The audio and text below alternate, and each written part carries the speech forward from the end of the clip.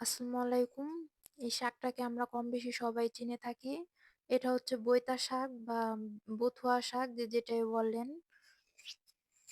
এই শাকটা কিন্তু অনেক মজার একটা শাক। তো এটা রান্না করার জন্য ১ম এ কড়াইয়ে সামান্য পরিমাণ মতো লবণ, তারপর বৈথা শাকগুলো দিয়ে, তারপরে এটার মধ্যে একটু সামান্য পানি দিয়ে নিতে হবে।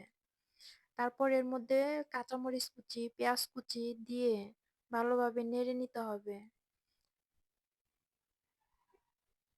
তো এটা নেড়ে নেওয়ার পর কিছুক্ষণ পর দেখা যাবে অনেকটা পানি চলে উঠে আসছে। এই শাকটা অনেক মজার একটা শাক। আর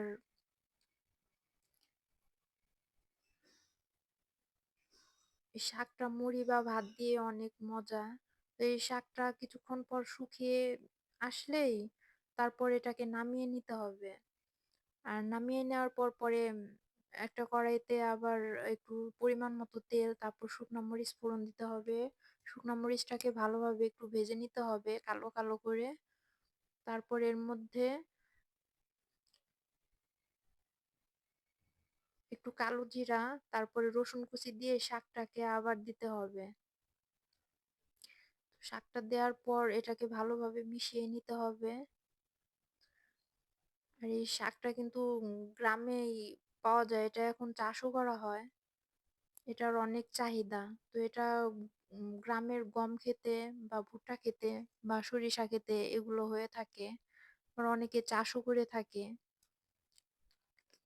তো এই শাকটাকে একটু দিয়ে ভালোভাবে নেড়ে নিতে হবে। তা না হলে আবার আস্তে আস্তে থেকে যাবে শাকটা, আর শাকটা কিন্তু একদম মিহি হয়ে যাবে। এটা কিন্তু কাপা দিয়ে এরকম না করলে পরে আবার মিহি হয় না, ওই আস্তে আস্তর মতোই অনেকটা থেকে যায়।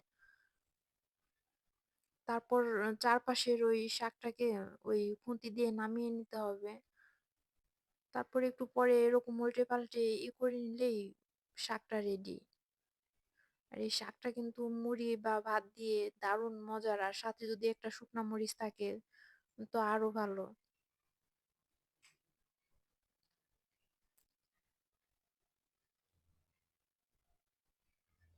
তো রেডি হয়ে গেল আমার বথুয়া শাকের